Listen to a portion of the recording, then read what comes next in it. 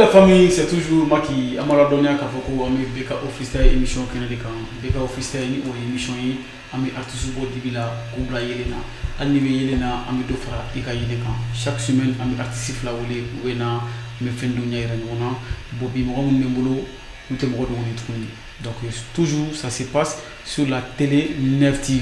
Donc toujours ça se passe sur la télé 9 TV. Moi même côté droit là, il était mort de Love Man. Merci. Ouais. J'espère que voilà alhamdulillah. Donc merci de côté droit là, côté couchi. Allez de Oji Yagane. Yoshua. Oji, on était tout le monde qui era bega la maman. Ouais. Free. Donc Oji Yagane de côté gauche là. Donc nous artistes là de Bamolobi. Donc amena kodo nyera mali on 100. Peut-être ici dans les réseaux quand nous va produire. Oui c'est des mogo de connaisseurs connaît et toujours naka baro damne tani atata. Imam Fomia. Merci. Oui. Abega donc metso foligan mene bulu kala si la jele baga bela jele ma tout d'abord mais la bela jele fou et malien bela jele fou nous sigile no kan la je ou sigoro la mais bela jele fou mais nga fonu fou kan kanu ba fou mais de me ba fou plus précisément mais banimon fou no e mama kajai ani me foligan lavanti momo chokoma Choco family boss. Choco family bro, big respect. Ouais, on est à fouler quoi. D'accord. Oji. Ouais, ache. C'est la folie quand nous dit on a dit le regarder. Folie en batte non, il m'a fait mal. Comme un c'est moi qu'on a regardé. Tantôt era la folon quoi. Donc era flani bité quoi ache. Un coup indamne depuis ouais. Voilà Malion, il m'a fait mal. Folie bébé, il m'a fait mal quoi. Ni adam ne de boatena labantan wa amga ta fe doron nga che au clenedo inchallah donc là et amadam ni furiga donc furiga on dit là avant donc toujours ama fo bay c'est toujours Beka au freestyle ça se passe sur la télé 9 TV merci am se ga ngali waram ke la 600 merci et donc dadam ne sanju mais ani iga merci to kona chudi bon merci donc ni dadam ne ça fait 4 ou 5 ans comme ça. 4-5 ans. Donc 2019, peut-être ou 2020. Voilà, 2021. Début 2020, 2021. D'accord, il y a des noms là. Metso, toi, on a tout dit. Bon, Metso est né un nom propre. Med Mohamed. Donc Mohamed de Tigran ou Tigran Fly. Med. Donc So, il y a un nom de famille. Donc Mohamed So. Voilà, Mohamed So. Donc Mohamed So, il n'a qu'un Med So. Et Flari. Oji e fana Flari. Non, Mathieu. Oji en Flari. Mais il va donner ne généron à Chaturu, Flari à Chaturu. Flani Tamashagu, Ule Nagamoy. Il va choisir. Ah, ok, no. Là, Jami Mina, c'est ça. Canauzi. Donc là, Metso n'a au choix là. Voilà. D'accord, mais quoi fait 600 Metso.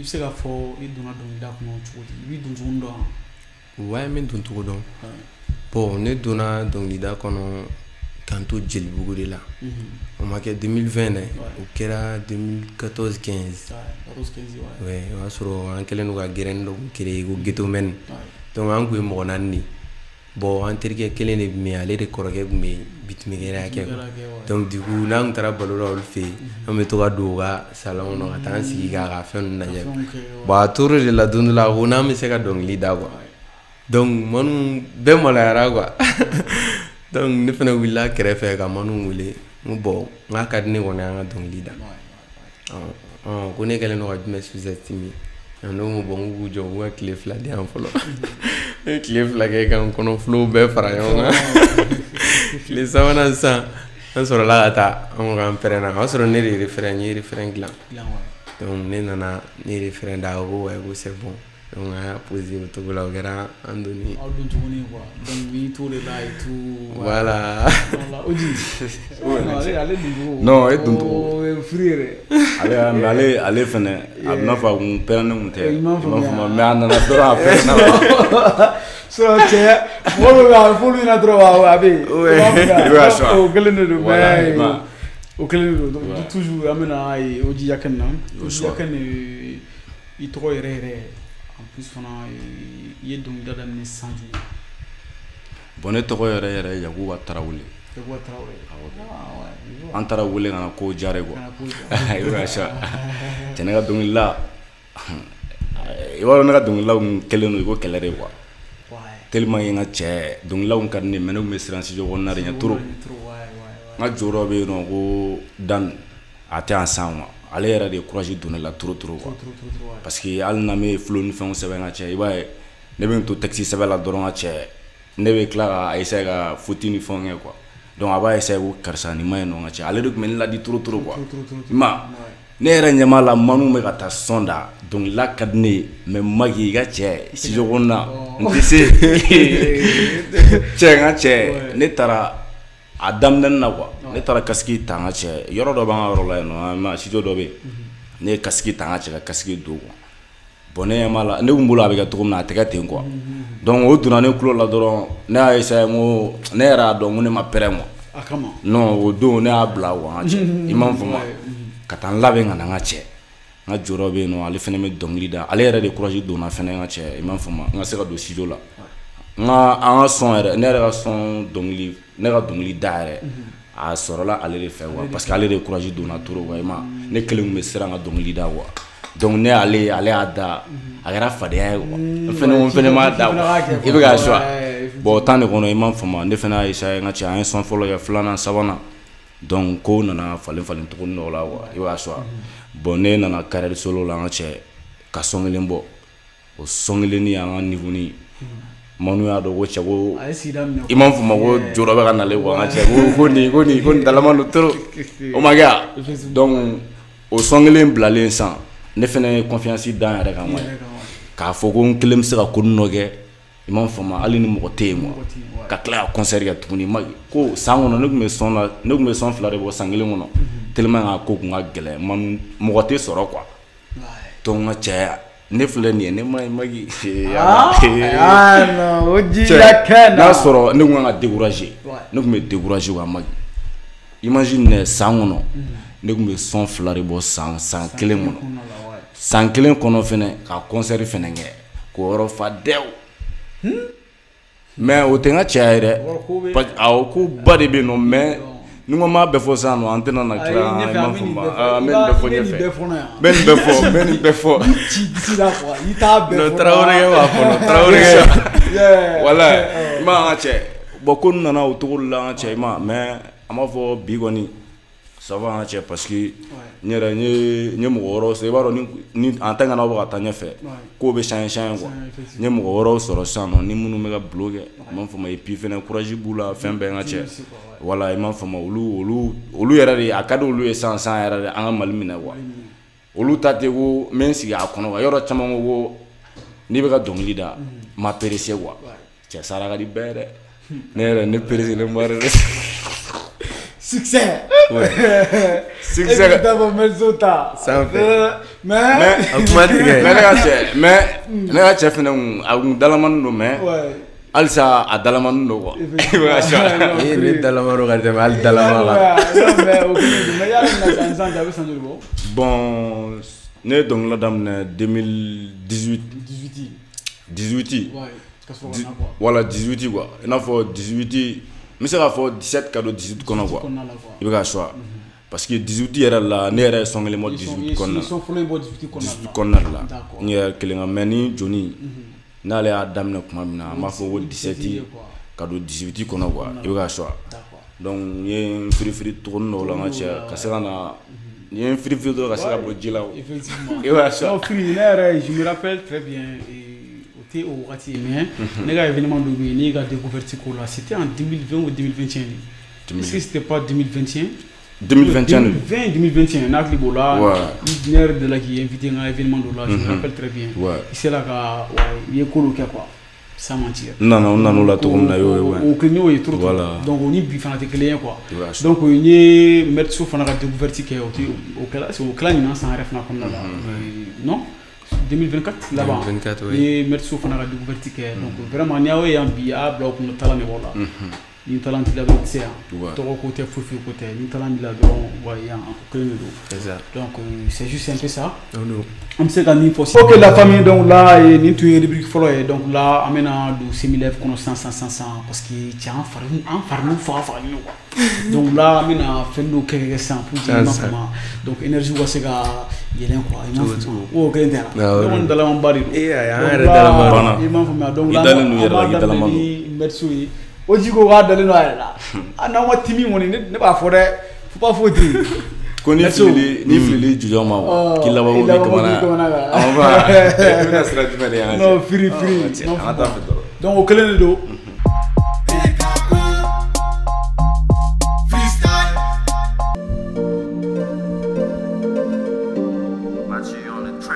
baby tuna nela baby tuna nela tuna nela tini tuna mai beati bongono sabule de keranga foi into nation follow wanetu mulidi ndanyogo kanu beati bongono sabule de keranga foi into nation follow wanetu mulidi ndanyogo kanu mone chama duna nila kanu kama atunga simbwala niwida polo taima mune be ambite una moga minkeri fe muna ite ku fe ne miringa folo ina ne wa fufuga chela mati kanuke atumi nege atumi la machi partout elle était mon tout jarabi bana tu me fait un fagafu ne chaman kunti kun alini timina tumi tanu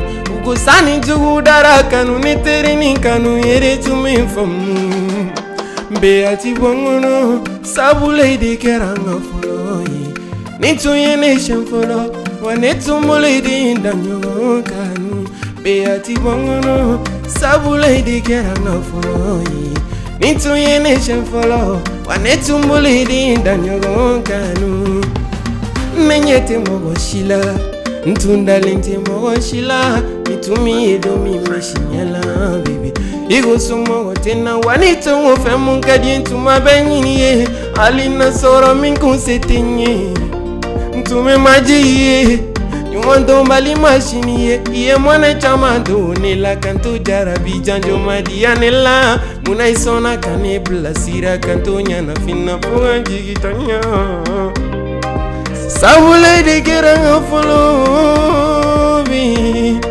wanetu molini ndanyoka Igo maki maklaka lana matano dima Ema fonyi kibitu no fleni Ngetu kashila inebe dilila One flambe musufuru Walai kanu manjugu Kanu kelauri kajugu Njarebi manjugu Walai kumeni atili amofala Sabule de keranga follow baby bongono sabule de keranga follow into nation follow wanetu mulidi ndanyo kanu beati bongono sabule de keranga follow into nation follow wanetu mulidi ndanyo kanu ici c'est des gars au freestyle avec l'artiste Netso et avec Oji Yaken ça se passe ici Oji Yaken, baby, I'm not for gume. Tu diras mais quoi? Ah beli. Non pire quoi. I'm not for gume pour maximum. Moi tu es nié quoi. Il va me donner pas de quoi. Donc là. Tiens, Maggie, gommi bolo. Hein? Maggie ga to nunguruni ala kama tan Maggie donon. Parce que il m'a fait moi Maggie be niveau mina bi. Ta donon. Il veut worostra. Aywa. OK. Ne ndora ne fo. Pomade. Mi pousser de konna la. Ame boyo boso za de fois bio. Merci. Donc quel le format là on va faire moi donc il est au de quoi sans mentir parce que ni donc il be d'accord à bord du school la folon quoi. Yeah, donc là, me claquana quoi, merci. Free. Ou imam Fouma. Odi ala quoi, ana orienté quoi. Parce que imam Fouma. OK, ça mène ni Oji Yagane. O kelene do. Merci Sobola Sanga en fin quand l'ovu. Donc Oji fana bɛ na an furu sansan. O kelen tɛ a? O sɛbɛ sɛbɛ de.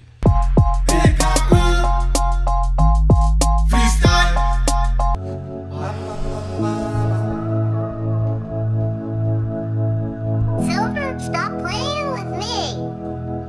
Samina Nina tene tabena. Purchase your tracks today.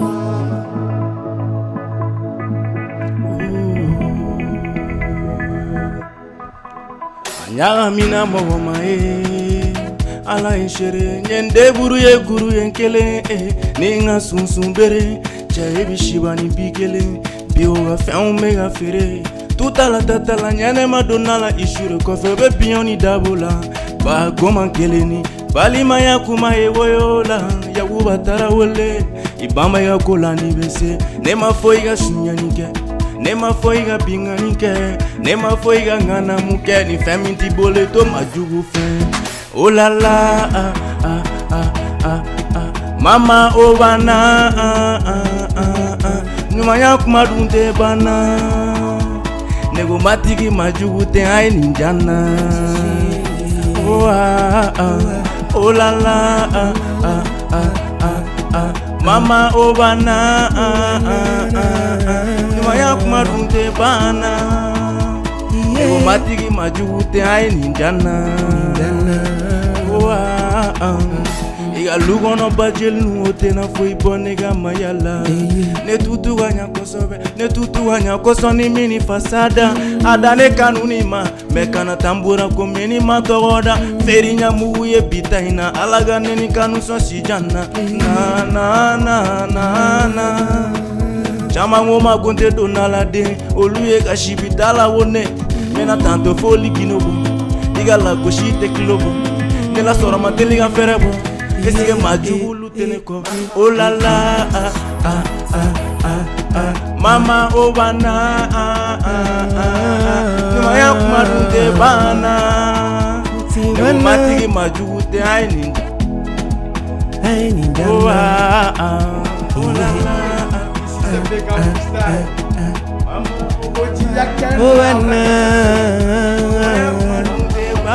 Tivana jamais Ninjana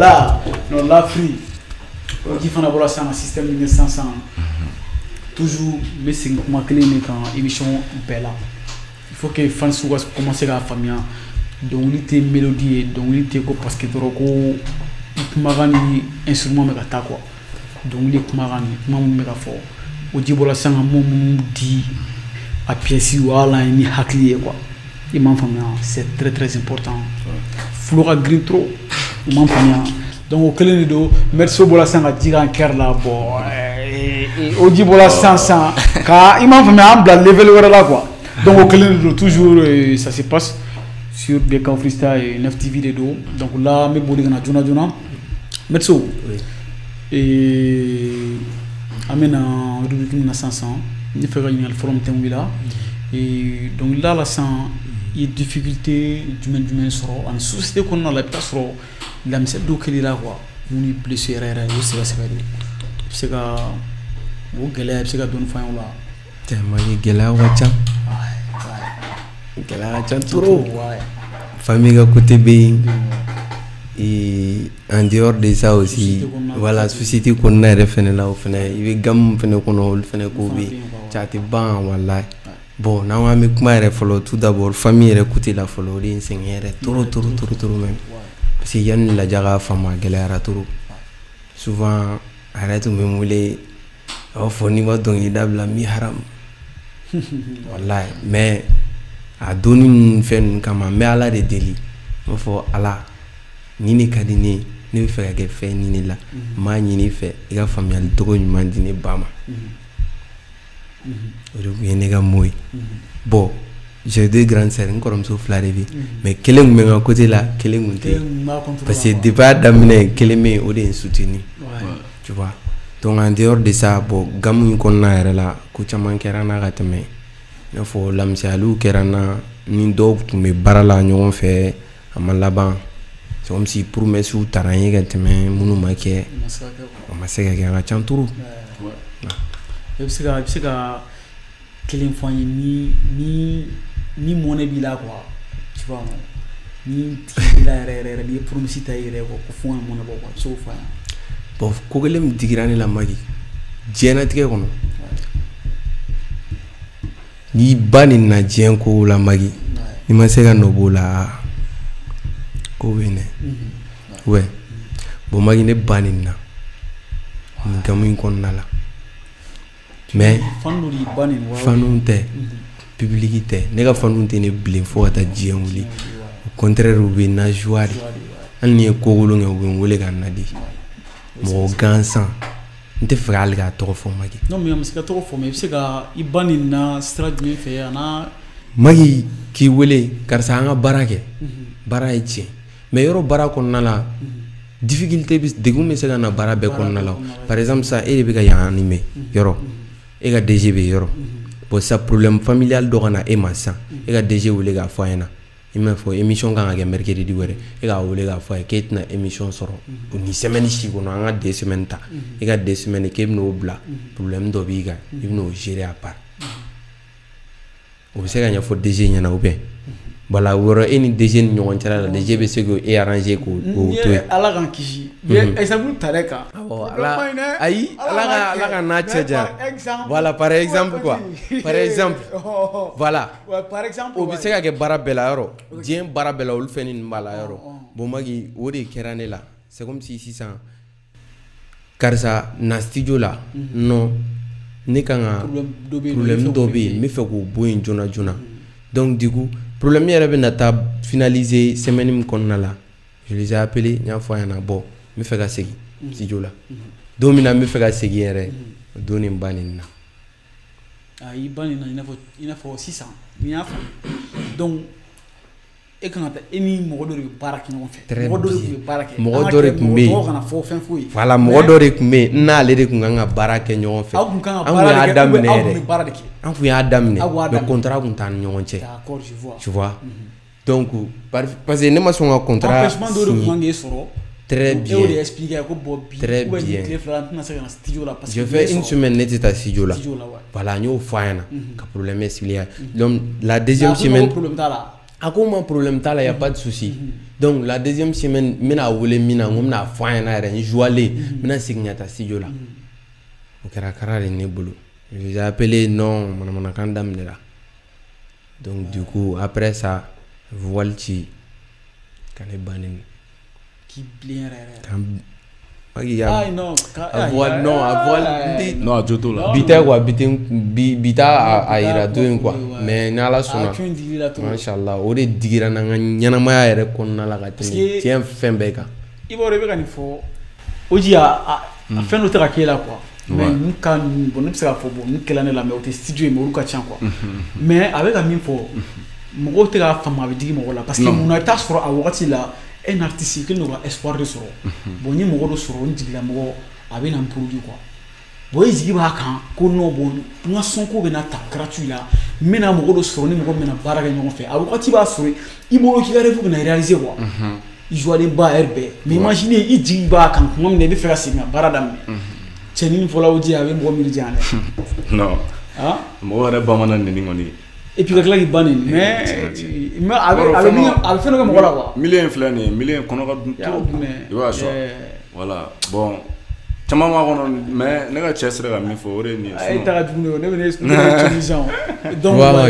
bon o de digira ne la ka tɛmɛ diɲɛ fɛn bɛɛ kan je vois mais sisan o y'o ye mais n bɛ se ka min f'i ye dɔrɔn bon n b'o to yen n'an tilala n bɛ fɛ ka ɲininkali wɛrɛ min k'i la sisan mais o ye min tɔɔrɔ quoi mais fɛn jumɛn de bɛ yen nɔ ko i ka carrière kɔnɔna la nin delila ka kɛ nin don k'a don yɛrɛ ni joie i ye espoir sɔrɔ trop trop quoi n bɛ kɛ dɔnkilidala ye quoi i joie yɛrɛ yɛrɛ quoi i nana ye quoi cɛ n tɛ ci n ka pour la quoi o i hakili o action dɔ la bon hakili bato action na mais ja o action kɛra a ka ca Maki c'est trop souvent kuma dɔ la yɛrɛ n ka son dɔ bɛ yen ni n yɛrɛ sigilen bɛ ka a dilan ni n bɛ ka répétition kɛ je me sens à l'aise n b'a fɔ non espoir bɛ na n'a o wagati yɛrɛ de ka tɛmɛ a bɛɛ lajɛlen yɛrɛ kan souvent i b'a ye n sigilen n ka son dɔ bɛ yen nɔ si je me trompe pas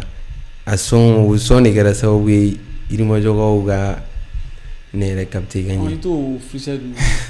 N y'o kuma min tun tɛgɛ dɔrɔn an b'i bila a kɛ b'o fɔ de. Ok pas de souci. N'a sɔnna bu ka min labɔ quoi. Ah ouais. Cɛni tɛ kɔrɔfɔ dɛ lebu nana kana na n kɔrɔbɔ dɛ kana na figiya kɛ wa ne tɛ juguya fɛ cɛni tɛ kɔrɔbɔ dɛ lebu nana kana na n kɔrɔbɔ dɛ cɛni nana kana na figiya kɛ lebu nana wa ne tɛ juguya fɛ. Tu vois. Magni son il est espoir dîner vraiment parce que an ka sigida la même en dehors an ka quartier kɔfɛ mɔgɔkɔrɔba minnu mana lamɛn u bɛ encourager mɔgɔkɔrɔba musokɔrɔba denmisɛnninw bɛɛ quoi mɔgɔ fɛn mana son in lamɛn bon son in yɛrɛ sababuya la fana an ka quartier jijew fana y'a ta ka to ka utiliser maninka hali sisan son in bɛ jouer o ye espoir dîner ma toro ani n ka podium filanan n bɛ Yirimajɔkaw fo toro parce que Yirimajɔkaw bɔra n kungo la bɔra u y'a yira n na quoi k'u bɛ yen an bɛ yen donc foli bɛ di Yirimajɔkaw ma foli belebeleba bɛ ta ka d'u ma o kelen de don quoi mais o ji n bɛna le sisan Yirimajɔkaw bɛ yen dɛ i filɛ ka ne ladon de o n bɛ tila k'i sɔrɔ sisan Merso effectivement an ye o yɔrɔ faamuya fɛn jumɛn digili la trop ani fɛn jumɛn la motiver donc an ye o yɔrɔ faamuya an bɛ boli tuguni ka na Oji la Oji dɔnkilida kɔnɔna la i n'a fɔ n y'a fɔ cogo min na mɔgɔ tɛ yen nɔ diɲɛ kɔnɔ ko fo n'i ma carrière jan kɛ quoi sinon ni carrière jan kɛ tɔgɔ tɛ dɛ hali ni tɔgɔ t'i la quoi n'i mɛnna ko kɔnɔ san 8 ninnu k'a daminɛ hali depuis san 5 ninnu i bɛ commencer ka don o kɔnɔ ka taa se san 10 ma fɛn dɔ bɛ k'i la min tɔɔrɔ yɛrɛ quoi min digili la yɛrɛ a y'i jɔ i yɛrɛ la quoi i bɛ se ka i ta fɔ an ye tan donc an lajɛlibaga bɛɛ ka jɛ ka mɛn ka fara ne kan.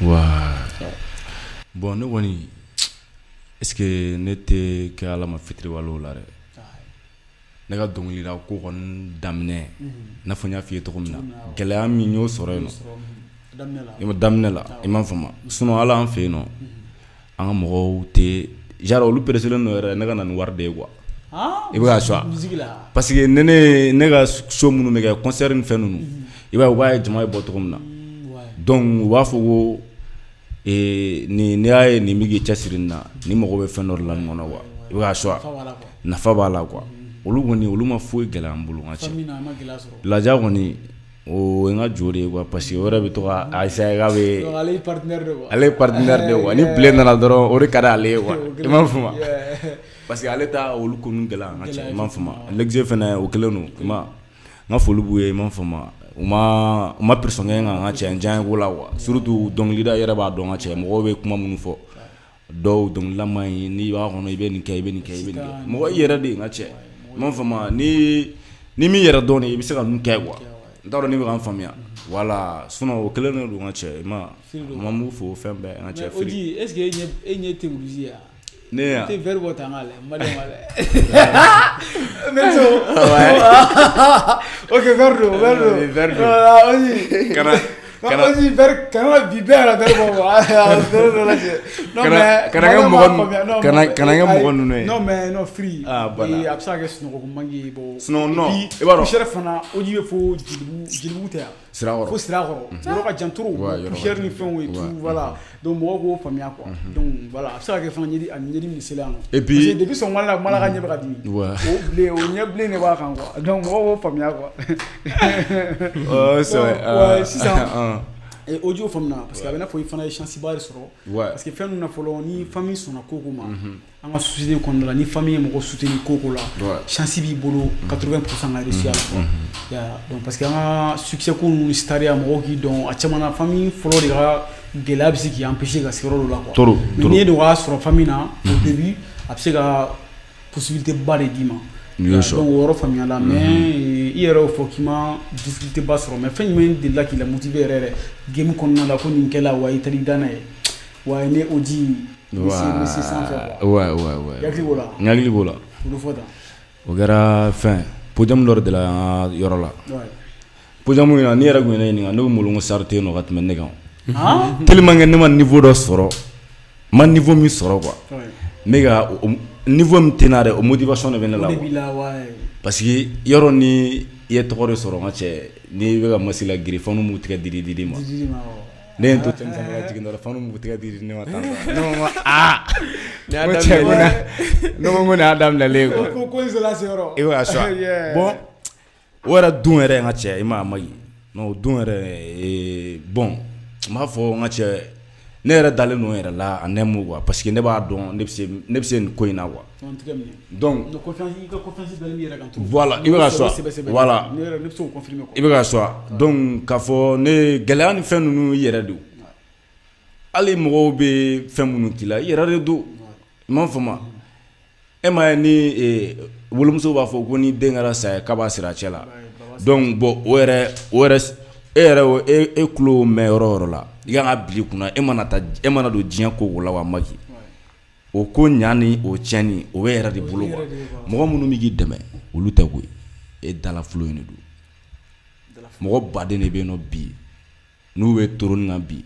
n'u dala kilisi de sababu y'a to ni bɛɛ b'u kanu quoi e bolo ko hali ko daminɛ la minnu b'i dɛmɛ i n'i ka jɔn minnu bɛ m'a fɔ ma ko kɛ i b'a wala n'i ka jɔn minnu bɛ ko kɛ caman bɛ yen nɔ olu bɛ na parce que karisa bɛ ka nin kɛ quoi mais caman bɛ yen i n'a fɔ n ka cɛ yɛrɛ pere n ka manager yɛrɛ président cɛ n ka cɛ magi voilà i m'a fɔ ma cɛ président n ka mɔgɔ ye trop parce que mɔgɔ dɛmɛbaga bɛɛ tɛ i nin ye quoi i b'a ye caman bɛ yen nɔ u bɛ na i dɛmɛ ko in kɔnɔ dɛmɛ kɔnɔna la dɛ i b'a ye ni ko dɔ kɛra dɔrɔn caman b'a essayer k'a b'i fori quoi voilà i bɛ ka sɔrɔ parce que kɛlɛ yɔrɔ la n'a fɔ sisan nɔ n'a ko a bɛna ko min labɛn sisan n'a fɔ concert ni podium ni fɛn ninnu na quoi aw ka so ninnu ko bɛ sigi sen kan ka ban minnu bɛɛ dalaman i m'a faamu ko don yɛrɛ n ka cɛ i yɛrɛ b'a ye a daminɛni yɛrɛ la n ka cɛ motivation dan ka cɛ diɲɛ bɛɛ bɛ bɔ ni y'u ɲininka yɛrɛ minnu yɛrɛ bɛ ka na erreur ni fɛnw na olu yɛrɛ bɛ se ka yɔrɔ fa quoi diɲɛ bɛɛ bɛ bɔ mais a se to a gɛlɛya ma yɔrɔ nin ma ne tɛ ka safu la ne ko ne ma ko ne ka 2000 bɔ n ka cɛ o mankan ye dɛ n bɛna min dɛmɛ de n ka cɛ bon hali ni ye ka bile bɔ c'est que n nana i kungo min na dɛ ni ye ne ka bile bɔ k'a d'i ma t'a sɔrɔ sisan nɔ artiste min bɛ yen nɔ o ko ka di ne ye quoi i m'a faamu an bɛ se ka bile d'i ma o sababu la sinon mun ye mɔgɔ ni bɛ kasi n ka cɛ min n'i dɛmɛ an bɛ fête kɛ a banna n ka cɛ i m'a faamu mais ko daminɛ de ye n ka cɛ minnu ka motivation u b'o kɛ i m'a faamu aw ye gɛlɛya daminɛ cogo min na quoi an ka taa dɔrɔn quoi n ka cɛ ni degun nana quoi an bɛɛ ka degun kelen kun quoi mais sisan ne ko ka baara do ye n ka cɛ an bɛ jan ka kɛ ɲɔgɔn fɛ mais ni gɛlɛya nana dɔrɔn i b'u ye de n ka cɛ u n'u ka babini u bɛ segin kɔfɛ dɔɔni o bɛ fali galaga n bɛna tila ka don o yɔrɔnin na sisan n bɛ yɔrɔnin na réel joe i bɛ ka sɔn voilà donc n ka cɛ u bɛ segin kɔfɛ o ma ɲi n ka cɛ dɔnkilida filɛ artiste ye fɛn dɔ de ye quoi ne filɛ nin ye sisan nɔ ne ka ko bɛɛ bɛ se ka kɛ ne yɛrɛ de bolo quoi bon ne bɛ se ka fɔ ne ka talent de bɛ se ka ne ka diɲɛlatigɛ dilan ka di ne ma quoi i m'a faamu ne ka talent de bɛ se k'o kɛ quoi bon ne ni n ka talent bɛɛ i bɛ taa sɔrɔ sisan nɔ dɔw fana de bɛ yen olu de bɛ se ka courage don ne la i m'a faamu ka n'a yɛlɛ sanfɛ quoi bon o yɔrɔ la sisan nɔ i bɛ se ka da i yɛrɛ la sinon mɔgɔ kelen tɛ ko kɛ n'i y'a ye nana fara ne kan e bɛ fɛ ne ka kɛ fɛn dɔ de i m'a faamu mais e bɛna fara ne kan e yɛrɛ b'a ye e nana fara ne kan cogo min na e nana ne sɔrɔ n ka degun na e bɛ fɛ k'i ka degun fana fara ne ka degun na cɛ o bɛna kɛ degun ye dɛ i bɛ ka sɔn an ka cɛ bon o système de man ɲi n ka cɛ bon ne ko ka baara olu dabila an ka cɛ i m'a faamu o conseil diyara n ye trop an bɛna tila an bɛna o kɔnɔna la sisan bon Metso yɛrɛ t'es trop timide ou je sais pas cogo di Oji Metso fɛn de don quoi Metso magi i bɛ fɛ k'an gɛn cogo di just n'o cɛ i ka bebinu aw de bɛ bebinu kɛr'u minɛ k'u ɲagami ka d'u ma i bɛ mɛgi ninnu filɛ nin ye olu i m'a faamu dugu lovɛriw don ka cɛ mɛdi yɔrɔ Magi, ako Magi do. Ate. Adesso Balbe kamna. Voilà, ay sambo indore. Ate. non ma do na ke fly avec posa ma ministre. Allah. Donc au calendrier donc c'est toujours des beka officiel. Faut beka famille ka foko artiste donc darika non ima. Kuma fana bi mo woro de bulu. Kuma ma non quoi. Donc on a méga baro de ke beka famille ni hakili. Est-ce que vous voyez? Donc abena faut am guerre ni là. Voilà. Am baro de là, am méga client de tomo. Est-ce que vous voyez? Donc là voilà comment la kechuga ou quoi. Donc toujours albi motivation 100% ouais. OK, am bol sans samta et rubrique qu'on a là playback. Donc on bola sans similaire là, amena son qualité ou la dire. Puis tu me regardes mon son produit est-ce qu'il y a au karali nous comme ça be word do produit là produit à qualité de chukudi donc playback yi ko mode donc là amena boli sans samtour qu'on a là amu damne oji yakenna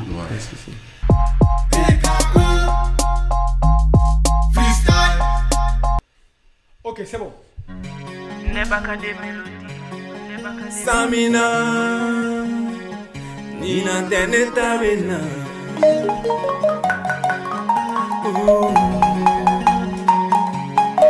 Anana shuda depuis ni du matin c'est à nous yene na lube ko donne fani teri watina kono godo tena saga kono mato nena do bamako ekele ne sonaga nela do sapuma de dunya mola menjantum kono fonyona tu mi fait depuis ni kolona ere masonga ne tunkilina lo mebe kashimuna ne tunna sabun kanuna jite megere ni nandu sukunye bla forodila Teo tema sa baby na baroni doenda kadonga kenye ila chigando na nafonye binti femo bloke de pince tu mana kumbe Teo tema sa baby na baroni doenda Tema ya foke duni ne tenya la jabi bona la du Konda ya bolo mabelo kibi bana Ona chega du Me santi nyawa yetu ila kanu nyenya kolodatu Me santi nyawa yetu ila kanu nyenya kolodatu Tema ya foke duni ne tenya la jabi bana la du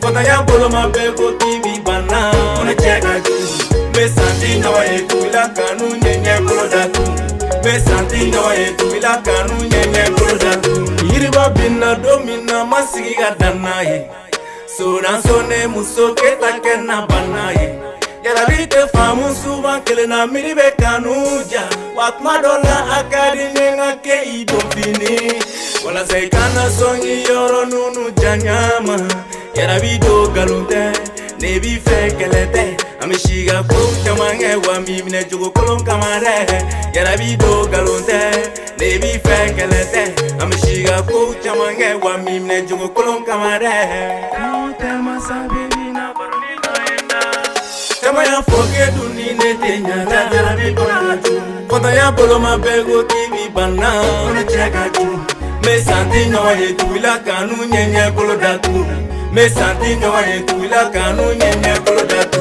Tema ya foke duni ne tenya la jarabi kona ju Kota ya bolo mabego kibi bana Ona cheka ju Me santi nyawa yetu ila kanu nyenye kolo datu Me santi nyawa yetu ila kanu nyenye kolo datu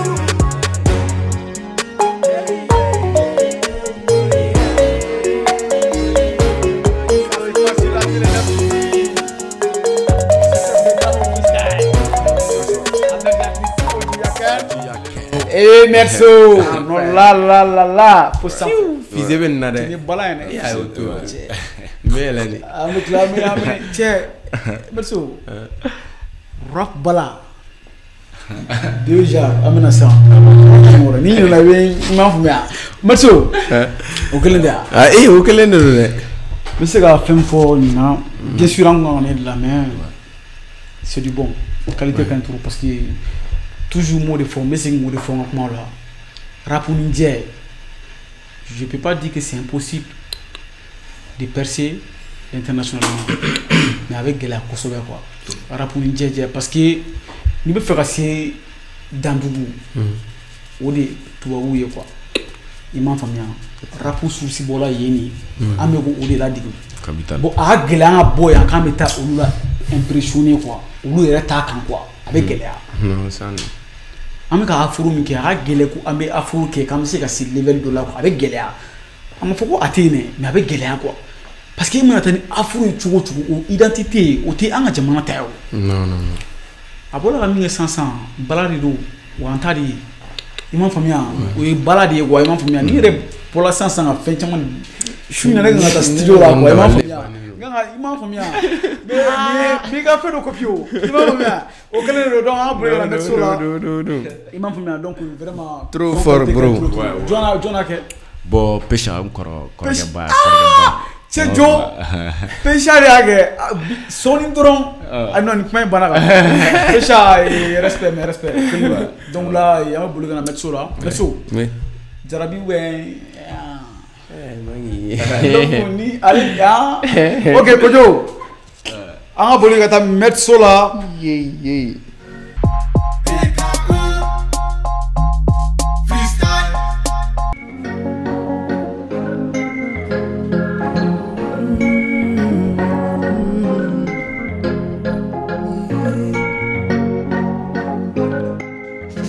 baby ba bezini kanu do malide ba bela fule usoni manjama me akadu kake mi ujamani never nege abe nege fami yele ti ebina sana yele anga fogoni kaka onso hele badina baby be ai marona ga baby jagani yele wala ile gani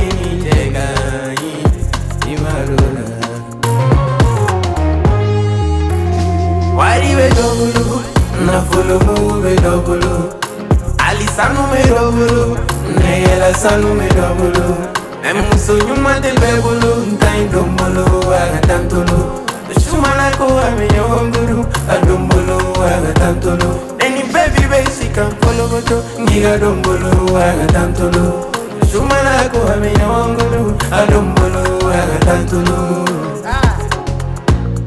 Adombolo agatantolo ema beba menyongolo angakodumanu mega jusago ami wele go nyemangolo chaba minde musonyu mambalerdo bebe ka fo devi aga fo de kalete chewere kanna fongele baby madu Jarabi oi madonna nega mama tora ni madu so nega meleke ni madu so ne te se sinola alali aga kanu siga dirisi betu sukuna wala insete alali ne meleke ni kaba kuni tromle wari be dobulu na folo mu be dobulu ali sanu me dobulu nega la sanu me dobulu Emuso nyuma te bebulu, ntai dombulu, agatantulu. Shumana ko amiyo nguru, adombulu, agatantulu. Eni baby besi kampolo goto, ngiga dombulu, agatantulu.